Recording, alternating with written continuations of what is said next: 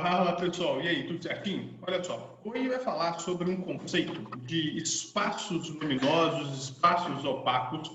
Isso está muito relacionado com o que a gente estuda em geografia, quando faz faculdade de geografia, porque isso é um conceito do tio Milton Santos, né? E esse conceito é muito interessante, pessoal, porque ele está muito envolvido com relação ao nível de desenvolvimento e principalmente no que diz respeito às desigualdades existentes entre os países e até mesmo internamente neles. O que eu quero dizer? Quando a gente vê esse mapa mundi aí, né? Esse mapa mundi, ele é muito marcante, por quê? Vai raciocinar comigo o seguinte, olha só, percebe as áreas que estão mais iluminadas e as áreas que estão mais escuras, né? E aí você percebendo uma condição dessa, olha só, quais seriam as áreas mais escuras? Quais são as áreas mais iluminadas?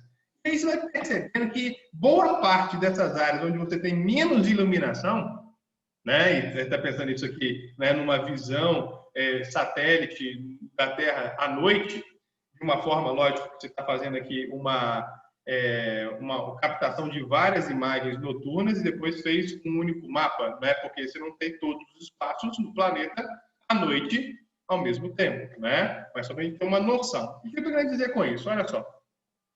E as partes que são mais escuras, elas podem estar escuras por conta, por exemplo, se olhar ali na região do Brasil, do norte, pô, você tem a floresta amazônica. Que bom que está escuro, porque não tem ali alterações que causem, por exemplo, iluminação, né? Porque você não tem uma grande ocupação. Uma área desértica, por exemplo, na Austrália, está muito escuro na Austrália. Por quê? Porque boa parte da história australiana é deserto e as pessoas não habitam lá.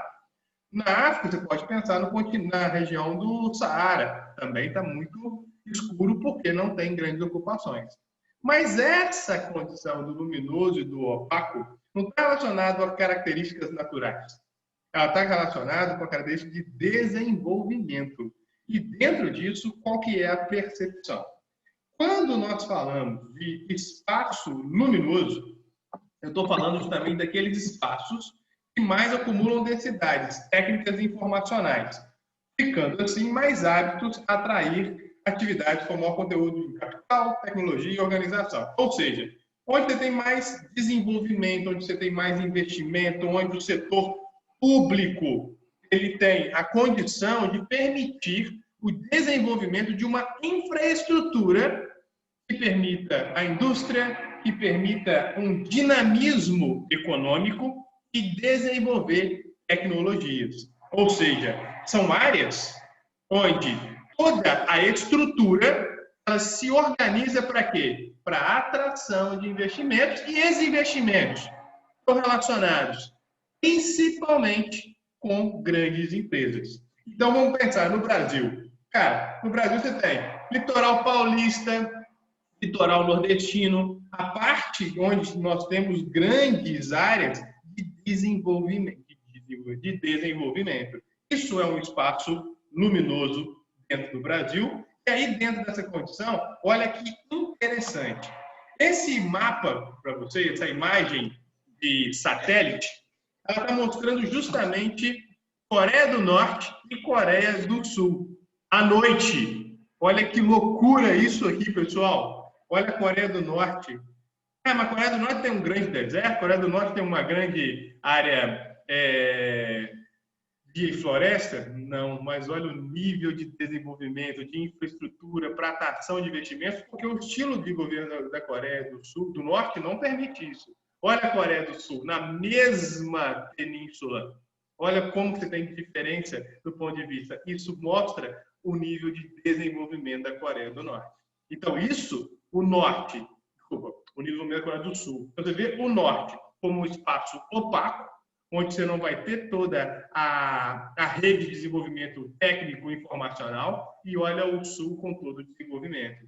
Então, o espaço opaco são áreas ausentes de desenvolvimento industrial, ou seja, são pouco dinâmicas, não tem fluidez, onde basicamente nenhuma empresa se territorializou. Por quê? Porque não é atrativo para a empresa.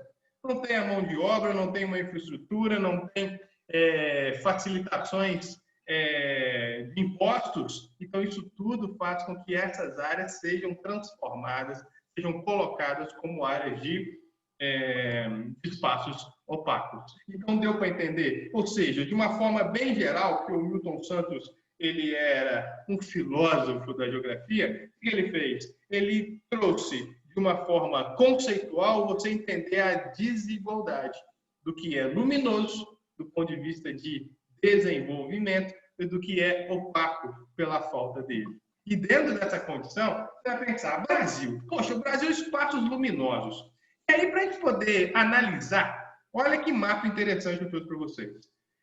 Eu trouxe um mapa dizendo sobre o percentual de população com mais de 50 anos no Brasil, mapa de 2010.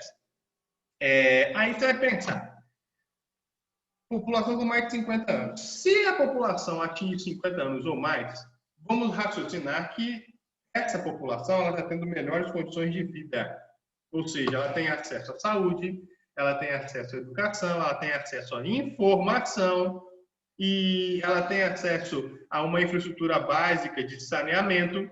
Ou seja, olha só como a gente tem um Brasil desigual, como a gente tem vários Brasis dentro de um só país. Pensa aqui, olha, região sul, região sudeste, né? O litoral nordestino, aí você pensa aqui mais para a região onde nós temos o centro-oeste de desenvolvimento agrário, aí você tem as áreas onde a população vive mais. Já para as áreas mais ao norte do Brasil, já não está percebendo uma grande concentração de população acima de 50 anos. Ou seja, podemos dizer que esse espaço onde tem populações com mais de 50 anos, em grande quantidade, em grande concentração, e não só apenas porque tem uma maior concentração populacional, mas também porque tem um maior nível de desenvolvimento. Isso seria um espaço luminoso no Brasil. Já a área onde você percebe menos populações com 50 anos, isso quer dizer o quê? Que aquele espaço está em déficit com questões básicas, no caso de saúde, por exemplo, e isso, consequentemente, torna com um espaço opaco, um espaço de baixo nível de desenvolvimento. Então, é essa que é a grande característica. Só que aí você vai pensar, poxa, então, Flávio, todo país desenvolvido é luminoso, todo país subdesenvolvido é opaco. E aí vem a concepção. Não é assim. O Brasil tem espaço luminoso, o Brasil tem espaço opaco. O que acontece? Que no Brasil nós temos mais áreas opacas do que luminosas. Beleza? Porque o nível de desigualdade é muito grande. Mas nos países desenvolvidos também acontece esse tipo de diferenciação. E por que acontece? Você vai imaginar lá, Estados Unidos, espaços opacos. Gente, os Estados Unidos, eles são um país desenvolvido, mas tem os piores índices de pobreza do mundo. Porque a gente tem um ideal dos Estados Unidos de desenvolvimento, mas os Estados Unidos, ele é extremamente desigual. Ou seja, um dos grandes paradoxos do planeta. Você pensar nos países mais ricos do mundo e ser um dos mais pobres em relação aos países desenvolvidos, né? Então, ou seja, os Estados Unidos, eles têm uma guerra contra a pobreza e eles não conseguiram vencer, certo? E isso relaciona com uma declaração, né, dessa guerra contra a pobreza. Quem comentou sobre isso foi Lyndon Johnson. Ele disse isso em 1964 e até hoje a gente percebe isso forte dentro dos Estados Unidos. Ou seja, e esse problema antigo ele foi agora muito mais amplo a partir da questão da pandemia, né? Ou seja, os Estados Unidos estão vivendo os piores índices de desemprego desde a depressão de 1930. E nesse caso, o fato dos Estados Unidos não estarem em uma condição pior de pobreza é porque, historicamente, o governo sempre promoveu subsídios, né, para poder tirar pessoas de uma condição de pobreza.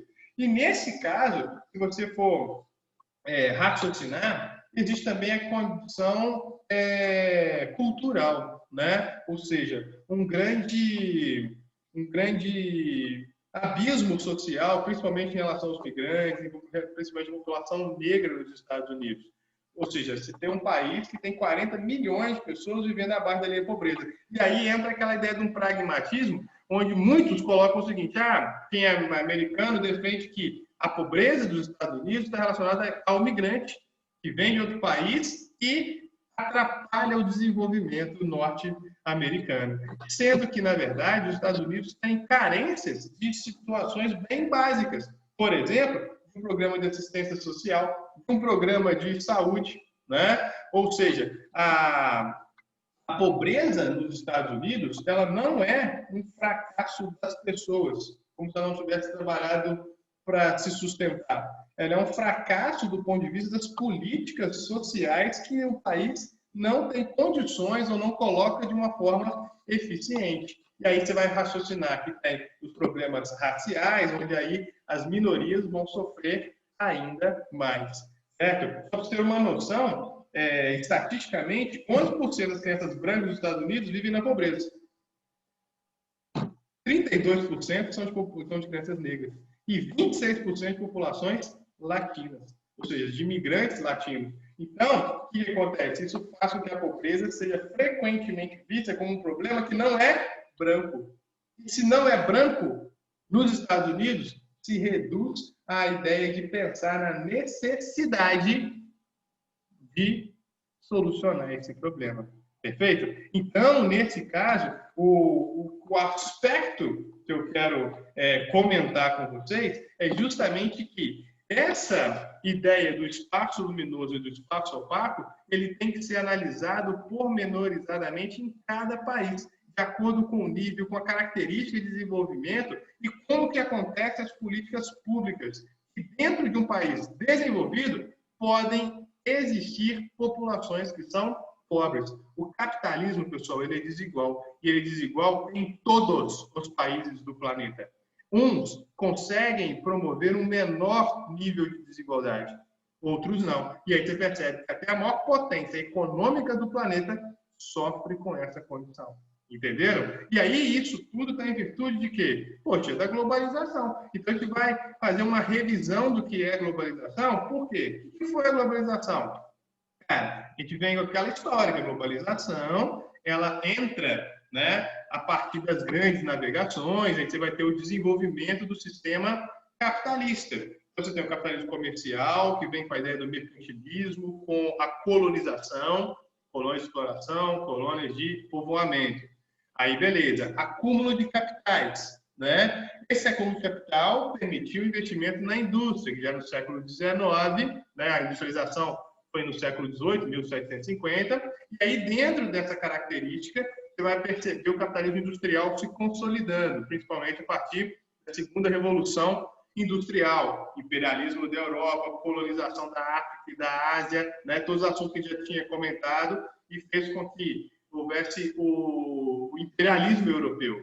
Depois, Segunda Guerra Mundial, capitalismo financeiro, e a globalização envolve o mundo inteiro.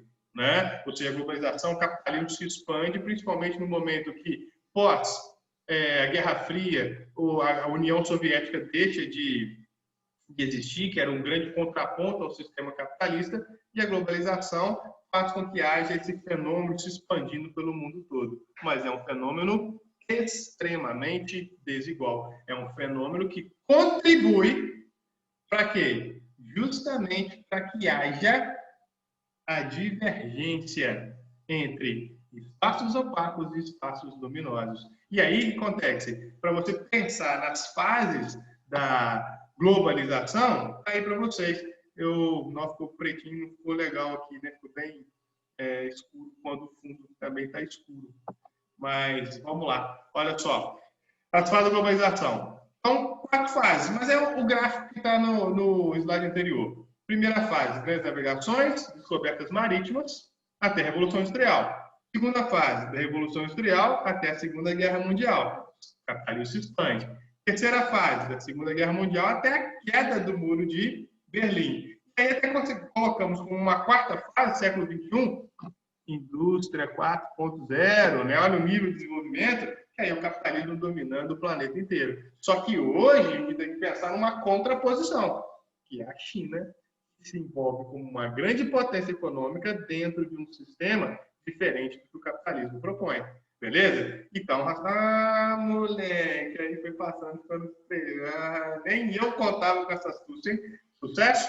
Vamos lá. E os aspectos positivos da globalização, né? Poxa, falou de globalização, você tem a ideia de um maior acesso do consumidor a produtos importados, melhores e mais baratos, né? Assim como os produtos nacionais. Poxa, beleza.